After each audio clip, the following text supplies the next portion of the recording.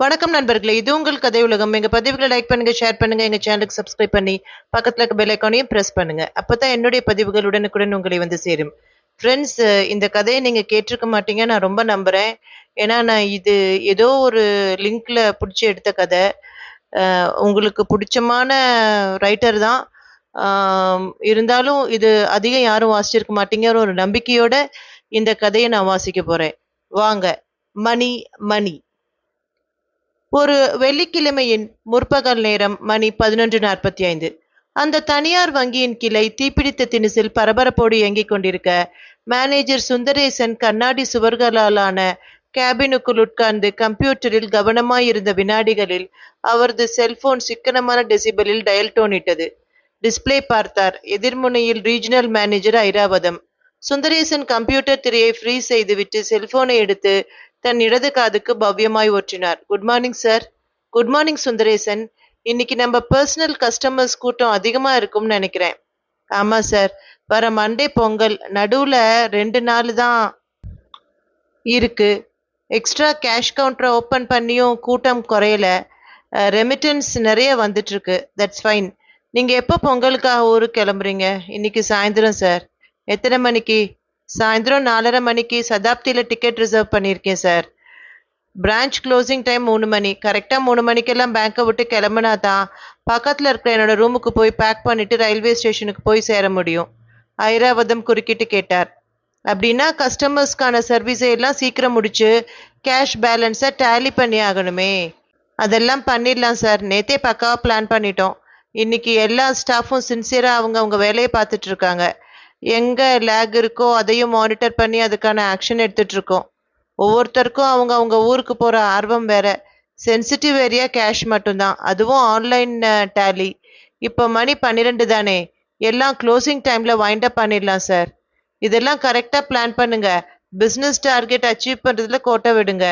உங்க ஃபெஸ்டிவ் மூட ஸ்பாயில் பண்ணக்கூடாதுன்னு நினைக்கிறேன், ஆனா முடியல. உங்களோட பெர்ஃபார்மன்ஸ் மோசமா இருக்குன்னு 4 மாசம் முன்னாடியே சொல்லியிருக்கேன். அப்ப டார்கெட்டை கம்ப்ளீட் பண்ண 6 மாசம் டைம் கொடுத்தேன். ஆனா இது வரைக்கும் அச்சீவ் பண்ணல. இன்னும் 2 மாசம் தான் டைம் இருக்கு. உங்களால முடியலன்னா நீங்களாவே ரிசைன் பண்ணிடுங்க. இல்ல டெர்மினேஷன் லெட்டர் தான் வரும். சார், நான் பார்க்குற வேலையை சின்சியரா பண்றேன். இன்னும் 1 மாசத்திலேயே அச்சீவ் பண்ண நிறைய வாய்ப்பு இருக்கு sir. We will do it. It's okay Sundaresan, என்னவோ பண்ணுங்க. ஆனா இன்னைக்கு ஒரு முக்கியமான கேஷ் ரெமிட்டன்ஸை நீங்க இருந்து ஹேண்டில் பண்ண வேண்டியிருக்கும். கொஞ்சம் லேட் ஆகிடுமே. ரெமிட்டன்ஸ் யாரோடது சார்?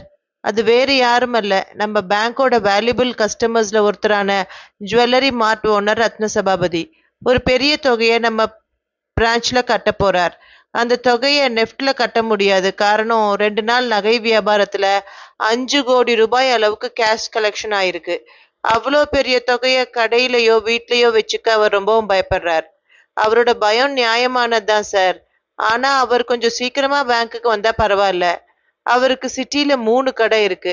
எல்லா கடைகளுக்கும் போய் கேஷை கலெக்ட் பண்ணிட்டு வர எப்படியும் மணி 2 ஆயிடும். சார், 2 மணிக்குள்ள கேஷ் பேலன்ஸை டேலி பண்ணணுமே. பேங்க் ஸ்டாஃப் எல்லாரும் பொங்கலுக்கு ஊருக்கு புறப்பட்டு போற மூட்ல இருக்காங்க. இது பாருங்க சுந்தரேசன், நம்ம பேங்க்குக்கு ஒரே நாள்ல 5 கோடி ரூபாய் உள்ள வருது. இது எவ்வளோ பெரிய achievement. You may escape from the termination and also you can be the topper in this year. பொங்கலுக்கு ஊருக்கு போற சந்தோஷத்தை விட இது உங்களுக்கு பெரிய சந்தோஷமா இருக்கும். புரியுது சார். நானும் கேஷியர் திலீபனும் ஃப்ரண்ட் டெஸ்க் ஆஃபீஸர் வைஷ்ணவியும் வெயிட் பண்றோம். கேஷ் கட்ட யார் வர்றாங்க? வழக்கமா ரத்ன சபாபதியோட பிஏ நல்ல சிவம் தானே பேங்க்குக்கு வருவார். ஆமா சார், இன்னைக்கும் அவர் தான் வருவார். உங்க டிசப்பாயின்மெண்ட் எதையும் காமிக்காம பிளசன்ட் சர்வீஸ் கொடுங்க. எஸ் சார் என்று சொல்லி ஒரு அனல் பெருமூச்சை வெளியேற்றி கொண்டே ஒரு கையால் தலையை பிடித்தபடி செல்போனை அணைத்தார் சுந்தரேசன். இன்னைக்கு ஊருக்கு புறப்பட்டு போக முடியாது போல இருக்கே. அவருடைய உள் மனசுக்குள் ஒரு குரல் பலகீனமாய் முழங்கியது. மதியம் சரியாக மணி 3:10. Manager Sundaresan, assistant manager Naseem, cashier Dileepan, front desk officer Vaishnavi ஆகியோர் காத்திருக்க, நல்ல சிவம் 2 சென்ட்ரியோடும் ஒரு பெரிய ரோலர் சூட்கேஸோடும் வங்கிக்குள் நுழைந்தார். நல்ல சிவத்துக்கு 50 வயது இருக்கலாம். முன்புற வழுக்கையில் அரும்பியிருந்த வியர்வை துளிகளை கர்ச்சீஃபால் ஒற்றிக்கொண்டே சுந்தரேசனை ஏறிட்டார். சாரி சார், 3 கடைகள் இருந்தும் பணத்தை எண்ணி சரிபார்த்து எடுத்து கொண்டு வரதுக்குள்ள கொஞ்சம் லேட் ஆயிடுச்சு. வழியில டிராஃபிக் வேற, மொத்தம் 8 சிக்னல். கேஷியர் திலீபன் கேட்டார். எல்லாமே ஹையர் டினாமினேஷன் தானே? ஆமா சார். 3 கோடிக்கு 2000 ரூபாய் நோட்டு, மீதி 2 கோடிக்கு 500 ரூபாய் நோட்டு. ஒரு அரை மணி நேரத்துக்குள்ள கவுண்டிங் மிஷின்ல போட்டு எண்ணிடலாம் சார். சுந்தரேசன் நல்ல சிவத்தை ஏறிட்டபடி மெல்லிய குரலில் சொன்னார். சார், நாங்க எல்லா வேலையும் முடிச்சிட்டாலும் நீங்க வரீங்கங்கிற ஒரு காரணத்துக்காகவே நாங்க 4 பேர் மட்டும் வெயிட் பண்றோம். மற்ற கிளரிக்கல் ஸ்டாஃப் எல்லோரும் போயிட்டாங்க. பேங்க பாத்தீங்களா? வெறிச்சோடி இருக்கு. நல்ல சிவம் அவஸ்தையாய் சிரித்தார். நான் என்ன சார் பண்ணட்டும்? பொங்கல் பிசினஸ் கடைசி 2 நாள்ல தான் நடக்குது. நீங்க எல்லோரும் பண்டிகைக்கு ஊருக்கு போற அவசரத்துல இருப்பீங்கன்னு எனக்கும் நல்லாவே தெரியும். கொஞ்சம் சிரமம் பார்க்காம இந்த கேஷ் ரெமிட்டன்ஸை பண்ணி கொடுத்துடுங்க சார். சுந்தரேசன் பார்வை கேஷியரிடம் திரும்பியது. திலீபன், நீங்களும் வைஷ்ணவியும் 2 கவுண்டிங் மிஷின்களையும் யூஸ் பண்ணி கேஷை எண்ணி நீட்டா பண்டில் பண்ணிடுங்க. நானும் நசீமும் இன்னைக்கு பேங்க்ல நடந்த டிரான்சாக்ஷன் எல்லாம் செக் பண்ணி எண்ட் ஆஃப் த டேக்கு தயாராகிறோம். இந்த 2 வேலையும் எப்படியும் அடுத்த 2 மணி நேரத்துக்குள்ள நம்ம செஞ்சு முடிச்சுட்டு கிளம்பிடணும். இதோ ஒர்க்கை ஆரம்பிச்சிட்டோம் சார். எல்லாமே ஹையர் டினாமினேஷன். ஸோ 1 மணி நேரத்துக்குள்ள வேலை முடிஞ்சிடும். கேஷியர் திலீபனும் வைஷ்ணவியும் பேங்கின் உள்ளே இருந்த கேஷியர் கேபினை நோக்கி போக, நல்ல சிவம் கேஷ் நிரம்பிய ரோலர் சூட்கேஸை தள்ளிக்கொண்டு அவர்களை பின்தொடர்ந்தார். நேரம் மணி 3:30. சுந்தரேசனும் அசிஸ்டன்ட் மேனேஜர் நசீமும் பேங்கின் முன்புறம் இருந்த அந்த ஏசி அறையில் உட்கார்ந்து அன்றைய கணக்குகளை சிஸ்டத்தில் சரிபார்த்துவிட்டு முக்கியமான மின் அஞ்சல்களுக்கு பதிலளித்துக் கொண்டிருந்தார்கள். நசீமின் முகத்தில் சந்தோஷம் அலையடித்தது. சார், இன்னும் 10 நிமிஷத்துல இந்த ஒர்க் முடிஞ்சிடும்னு நினைக்கிறேன். பார்த்த வரைக்கும் எந்த பிரச்சனையும் இல்லை. சிஸ்டத்தோட சர்வர் ஸ்பீடும் இன்னைக்கு நல்லாவே இருக்கு. மக்கர் பண்ணல. கேஷ் எண்ணி முடிச்சதும் எண்ட் ஆஃப் த டே பண்ணிடலாம். நீங்க கொஞ்சம் முயற்சி பண்ணா ட்ரெயினை பிடிச்சிடலாம். சுந்தரேசன் சொல்லிக் கொண்டிருக்கும் போதே அரை கதவு மெலிதாய் தட்டப்பட்டு பேங்க் சென்ட்ரியின் முகம் மட்டும் மெல்ல எட்டி பார்த்தது. சார், என்ன ஐயப்பன், உங்களை பார்த்து பேசுறதுக்காக இன்ஸ்பெக்டர் ஒருத்தரும் அவர் கூட இன்னும் 2 பேரும் வந்திருக்காங்க சார். இருவரின் முகங்களிலும் அதிர்ச்சி பரவியது. சுந்தரேசன் திகைப்போடு ஏறிட்டார். போலீஸா? விஷயம் என்னன்னு கேட்டியா? இல்லைங்க சார், கேட்கறதுக்கு பயமா இருந்துச்சு. சரி, அவங்கள உள்ள அனுப்பு. சென்ட்ரி ஐயப்பன் தலையசைத்து விட்டு நகர்ந்து விட நசீமும் சுந்தரேசனும் குழப்பமான முகங்களோடு ஒருவரை ஒருவர் பார்த்து கொண்டார்கள். விஷயம் என்னவா இருக்குன்னு தெரியலையே. போன மாசம் நெட் பேங்கிங் மோசடி சம்பந்தமா போலீஸ் கமிஷனர் கிட்ட நாம ஒரு புகார் கொடுத்தோம். அது சம்பந்தமா வந்திருக்கலாம். மை குட்னஸ், இன்னைக்கு பேங்கை விட்டு சீக்கிரமா வெளியே போக முடியாது போல இருக்கே. இருவரும் பேசிக் கொண்டிருக்கும் போதே அந்த இளவயது இன்ஸ்பெக்டரும் நீலநிற சஃபாரியில் நடுத்தர வயது நபர்கள் இருவரும் கதவை திறந்து கொண்டு உள்ளே வந்தார்கள். இன்ஸ்பெக்டர் மெலிதாய் புன்னகைத்தார். Sorry for the disturbance. I am inspector Manikandan. உங்ககிட்ட கொஞ்சம் பேசணும். சுந்தரேசன் நாற்காலிகளை காட்டினார். Please be seated. மூவரும் உட்கார்ந்தார்கள். சொல்லுங்க இன்ஸ்பெக்டர், என்ன விஷயம்? நீங்க இந்த பிரான்ச்சுக்கு மேனேஜர். இவர் அசிஸ்டன்ட் மேனேஜர் நசீம் இல்லையா? ஆமா. இப்போ இந்த நிமிஷம் உங்க 2 பேரையும் தவிர வேறு யாரெல்லாம் இந்த பேங்க்ல இருக்காங்க? Cashier Dileepan, front desk officer Vaishnavi, அப்புறம் ஒரு கஸ்டமர். அவர் பேர் Nalla Sivam. Jewellery mart owner Ratna சபாபதியோட பிஏ தானே அந்த நல்ல சிவம்? ஆமா. அந்த நல்ல சிவம் இப்ப எதுக்காக பேங்க்குக்கு வந்திருக்கார்? Cash remittance. தொகை எவ்வளவு? Sorry inspector, this is too much. ஒரு கஸ்டமர் பத்தின விஷயங்களை அவரோட அனுமதி இல்லாம நாங்க சொல்லக்கூடாது. நீங்க கேட்க வேண்டிய விஷயங்களை ஃபார்மல் லெட்டர் மூலமா கேளுங்க. I agree with you mister Sundaresan. ஆனா இது ஒரு police enquiry. You have to answer for my all questions. We will issue letter soon. என்கொயரியா? எதுக்காக? ரத்ன சபாபதியோட ஜுவல்லரி மார்ட்ல சில சட்டவிரோதமான பண பரிமாற்றங்கள் நடக்கிறதா எங்களுக்கு தகவல் கிடைச்சது. அந்த தகவலோட அடிப்படையில தான் இப்போ இங்க என்கொயரிக்காக வந்திருக்கோம். பை த பை, என் கூட வந்து இருக்கிற இந்த 2 பேரும் யாருன்னு உங்களுக்கு தெரியுமா? தெரியாது. இவர் வாசுதேவ ராஜா, இவர் Pratap Pandey, counterfeit currency specialist of National Investigation Agency. Sundaresan அதிர்ந்து போனவராய் அந்த இருவரையும் ஏறிட்டு பார்க்க அவர்களின் உதடுகளில் புன்னகை அரும்பியது. பிரதாப் பாண்டே சொன்னார். மிஸ்டர் சுந்தரேசன், நீங்க இந்த பேங்க்குக்கு மேனேஜரா இருந்தாலும் உங்களுக்கே தெரியாம இங்க ஒரு மோசடி வேலை சத்தம் இல்லாம நடந்துட்டு இருக்கு. மோசடி வேலையா? சுந்தரேசனின் முகம் அதிர்ச்சியில் மிரண்டது. ஆமா, தீபாவளி பொங்கல் மாதிரியான பண்டிகை சமயங்கள்ல jewellery mart owner Ratna Sabapathi தன்கிட்ட இருக்கிற கள்ள நோட்டுகளை அசல் கரன்சி நோட்டுகளோட கலந்து உங்க பிரான்ச் பேங்க் உட்பட இன்னும் 2-3 பேங்க்ல கட்டுறதா எங்களுக்கு தகவல் வந்துச்சு. சுந்தரேசன் அதிர்ச்சியோடு எழுந்து நின்றார். சார், நீங்க என்ன சொல்றீங்க? உண்மையே சொல்லிட்டு இருக்கேன். ரத்ன சபாபதி பண்ற இந்த மோசடிக்கு நல்ல சிம்மமும் உங்க பேங்க் கேஷியர் திலீபனும் இன்னொரு ஆபீசரான வைஷ்ணவியும் உடந்தையாய் இருந்து உதவி பண்ணிட்டு இருக்காங்க. இதுல உங்க கரன்சி செஸ்ட் அஃபீஷியல்ஸும் இன்வால்வ் ஆகியிருக்கலாம்னு எங்களுக்கு இன்ஃபர்மேஷன் வந்திருக்கு. சார், இது என்னால நம்ப முடியல.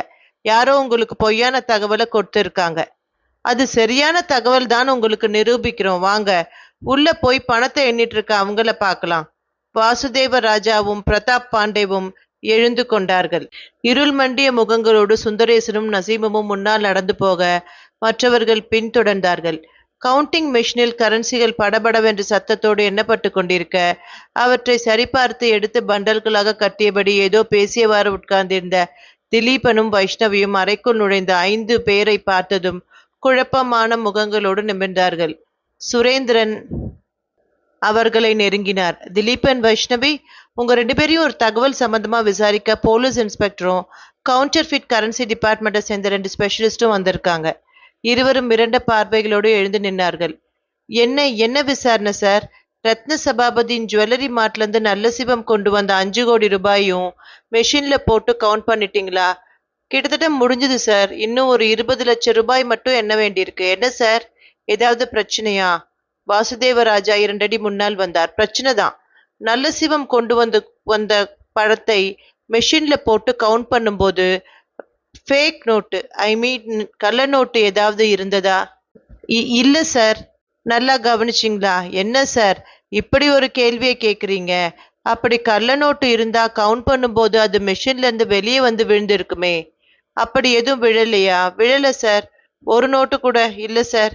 சரி, செக் பண்ணி பார்த்துடலாமா? என்ன சார், எங்க மேல சந்தேகப்படுறீங்களா? சந்தேகம்னு வந்துட்டா செக் பண்ணி பார்த்துறது நல்லது இல்லையா? செக் பண்ணி பாருங்க சார் என்று சொன்ன திலீபன் 2000 நோட்டுக்கட்டுகள் 2 எடுத்து அவரிடம் நீட்ட வாசுதேவராஜா அதை புன்னகையோடு வாங்க மறுத்துவிட்டு நிதானமான குரலில் கேட்டார். மிஸ்டர் திலீபன், முதல்ல இந்த கேள்விக்கு பதில் சொல்லுங்க.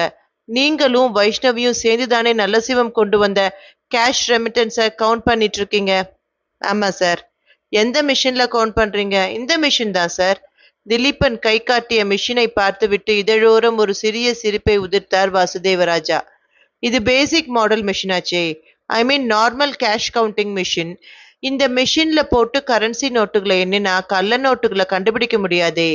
அதோ அந்த மெத்தடாக்ஸ் ஃபேக்ட் டிடெக்டர் கவுண்டிங் மிஷின்ல நோட்டுகளை போட்டு எண்ணியிருந்தா அது கள்ள நோட்டுகளை அடையாளப்படுத்தி காட்டியிருக்கும். அந்த மிஷினை ஏன் யூஸ் பண்ணல? திலீபனும் வைஷ்ணவியும் முகமாறி போனவர்களாய் நெற்றிகளில் வியர்க்க ஆரம்பித்தார்கள். அது வந்து சார். சொல்லுங்க. ஊருக்கு புறப்பட்டு போற அவசரத்துல வேலை பார்த்துட்டு இருந்தோம் சார். அந்த நேரம் பார்த்துதான் கேஷ் ரெமிட்டன்ஸ் பண்றதுக்காக நல்ல சிவம் 5 கோடி ரூபாயை கொண்டு வந்தார். கரன்சியை வேகமா எண்ணி முடிக்கணும்னா பேசிக் மாடல் நார்மல் கவுண்டிங் மிஷின்ல போட்டாதான் வேலையை சீக்கிரமா முடிக்க முடியும்னு நினைச்சோம். அது வரைக்கும் எதுவும் பேசாமல் நின்றிருந்த இன்னொரு அதிகாரியான பிரதாப் பாண்டே திலீபனுக்கும் வைஷ்ணவிக்கும் முன்பாய் வந்து நின்றார். நீங்க சொல்ற காரணம் ஏற்கும்படியா இல்லையே. ஒரு மளிகை கடையில வேலை செய்யற ஆட்கள் கூட பொறுப்போடும் கவனத்தோடும் நடந்துக்குவாங்க. நீங்க 2 பேரும் வேலை செய்யறது ஒரு பேங்க்ல. கோடிக்கணக்கான பணம் புழக்கத்துல இருக்க இடத்துல எவ்வளவு ஜாக்கிரதையோட இருக்கணும். நார்மல் மெஷின்ல போட்டு எண்ணலாமா? சாரி சார், ஏதோ அவசரத்துல பணத்தை சீக்கிரம் என்றதுக்காக நார்மல் கேஷ் கவுண்டிங் மிஷினை யூஸ் பண்ணிட்டோம். இந்த தப்பை நீங்க தெரியாம பண்ணல, தெரிஞ்சேதான் பண்ணியிருக்கீங்க.